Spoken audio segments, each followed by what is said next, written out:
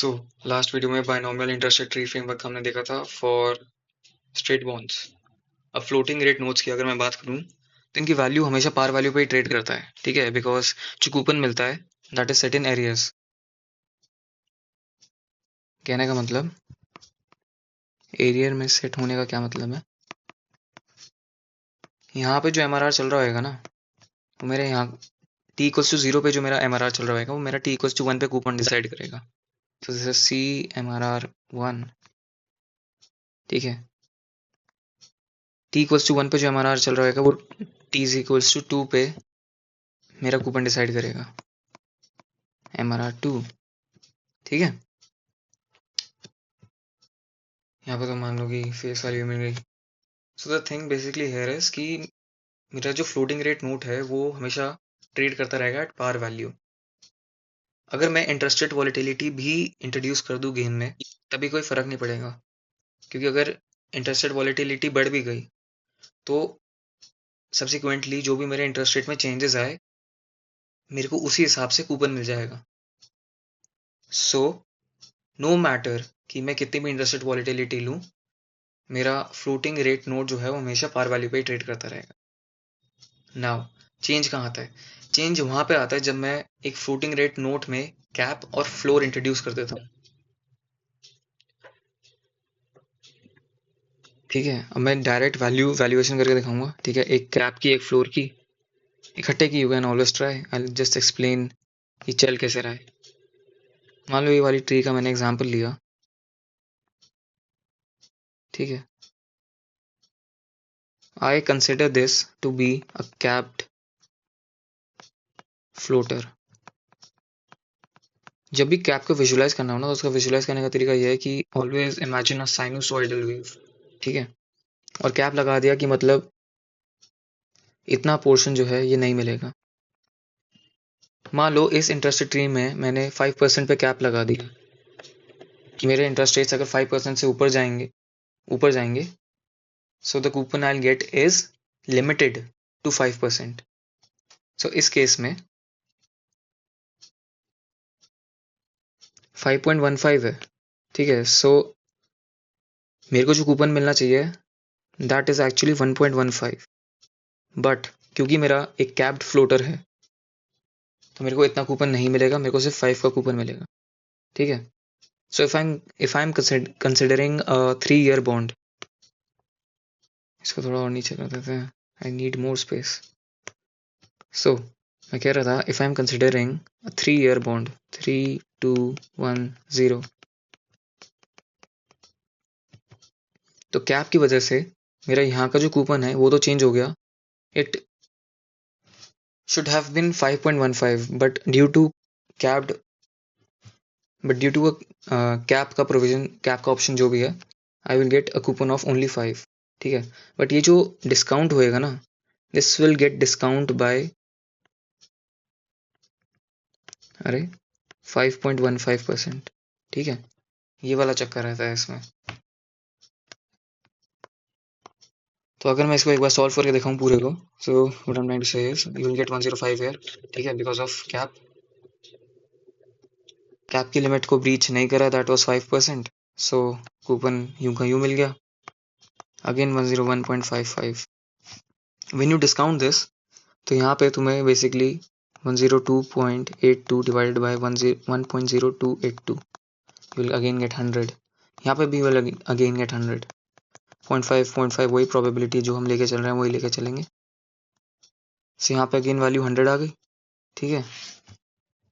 इसको अगर मैं लिखूँ बेसिकली तो मैं क्या लिखूंगा, 100 प्लस 1.92 का 0.5 plus 0.5 multiplied by 100 plus 1.92 divided by 1.0192, ठीक है। सो ये वाला यहाँ पे आ गया, प्लस जो इस इंटरेस्ट रेट की वजह से कूपन मिला वो यहाँ पे आ गया, ये 100 मेरा यहाँ पे आ गया, इस इंटरेस्ट रेट की वजह से जो कूपन मिला वो यहाँ पे आ गया, multiplied by the respective probabilities. Similarly मैं ऊपर भी यही करूंगा। सो यहाँ पे क्या वैल्यू आ जाएगी, this is 105 divide by 1.0515.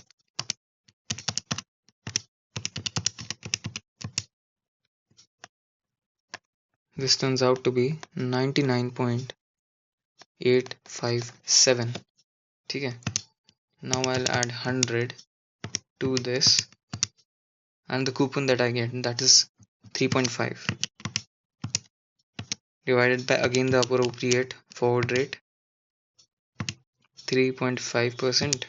I get 99.931. Now again, so 99.931 plus 2.5 multiplied by 0.5 plus 0.5 multiplied by 100 plus 2.5 divided by the appropriate discount rate, that is 2.5%.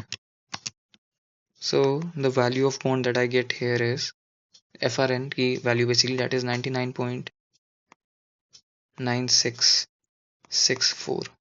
ठीक है, it is not 100 now. Similarly, अगर मैं वैल्यू करने की कोशिश करूंगा एक फ्लोटर को, मान लो मैंने फ्लोर लगा दिया है 2% पे. ठीक है, विजुअलाइज करने का अगेन वही तरीका, साइनसॉइडल वेव से. इतना ये पोर्शन नहीं मिलेगा, दिस इज 2%. ठीक है, तो बेसिकली चेंजेस कहाँ पे आए, मैं डायरेक्ट करके बता रहा हूँ, बाकी you can always do the calculation yourself. यहाँ पे होएगा क्या, इस इंटरेस्ट रेट की वजह से यू वुड गेट ये वाला कूपन प्लस फेस वैल्यू, इसकी वजह से. ठीक है, and then again value discount करके 100 आ जाएगी इधर, ये 0.5 हो गया, ये 0.5 हो गया, then again you will hit 100 here. ठीक है,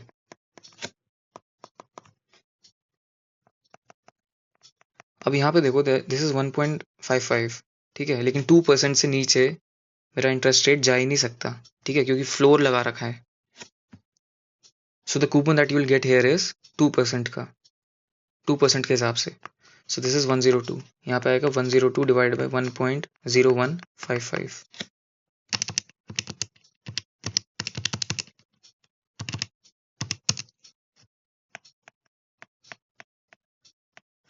100.443. Then again you will calculate value is note पे 1.92 वाले नोट पे. So you will get again 1.92 है. सो अगेन मेरी जो फ्लोर की लिमिट है वो ब्रीच हो रही है. So you will get not a coupon of 1.92 के बेसिस पे, you will get a coupon on the basis of 2%. ठीक है,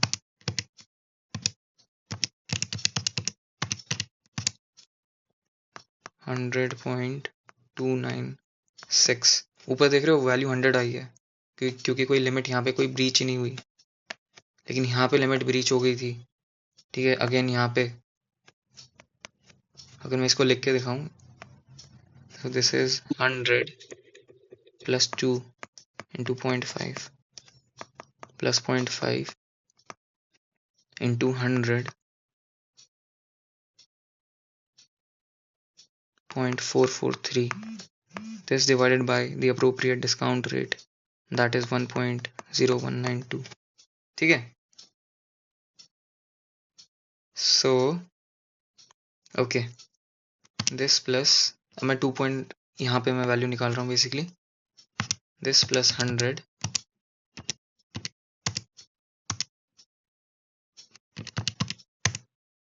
divided by the appropriate discount rate, I get a value of 100.1443.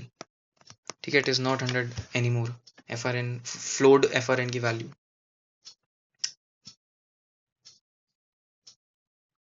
अब बेसिकली फायदा क्या है एक कैप्ड फ्लोटर में, अगर कोई कंपनी एक FRN इशू करती है. ठीक है, सो अगर इंटरेस्ट रेट्स ऊपर गए तो उसे पे करने पड़ेंगे ज़्यादा इंटरेस्ट रेट के बेस पे कूपन. ठीक है, सो उसे अवॉइड करने के लिए कैप लगा देते हैं. इस केस में जैसे कैप 5% का लगा रखा है, तो इसमें कंपनी का फायदा है बेसिकली. कि अगर मान लो इंटरेस्ट रेट्स ऊपर भी चले गए, 6-7% पे हिट कर गए, लेकिन उन्हें देना तो 5% ही पड़ रहा है, ठीक है। ऑल्सो फ्लोर में फ़ायदा मेरा बॉन्ड होल्डर्स का होता है, बेसिकली जो बॉन्ड खरीदते हैं इन्वेस्टर्स वगैरह, क्योंकि इवन दो इंटरेस्ट रेट्स 2% से नीचे चले गए, they are getting the coupon based on 2%। इससे मैं एक और चीज़ ये क्या लिख सकता हूँ, value of floor is equal to value of straight bond, नहीं value of floater, value of straight bond plus value of floor option, ठीक है। कैप्ड फ्लोटर के लिए मैं क्या लिख सकता हूँ, value of cap option is value of straight bond, मतलब 100 ही मान लो, वो तो मतलब normal FRN minus the value of cap option, ठीक है। अब अगर मैं बात करूं एक ऐसे FRN में जिसके अंदर कैप भी लगा हुआ हो और फ्लोर भी, कैप्ड एंड फ्लोटर, ठीक है।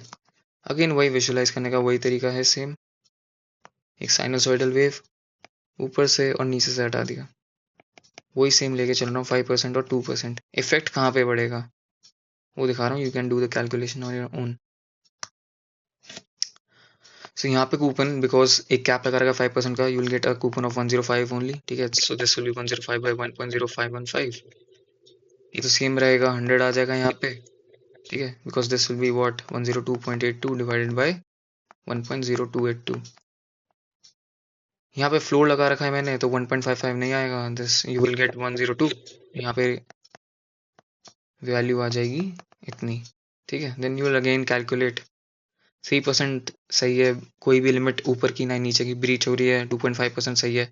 1.92 में अगेन वही वाला चीज़ आ जाएगा, जो भी वैल्यू निकल के आएगी you will give a coupon of 2, ठीक है, जैसे हमने फ्लोटर में करा, ठीक है। तो बस यही चेंज आएंगे, एक चेंज यहाँ पे आया, एक चेंज यहाँ पे आया और एक चेंज यहाँ पे आया, बाकी रेस्ट द वैल्यूएशन करने का तरीका विल बी द सेम।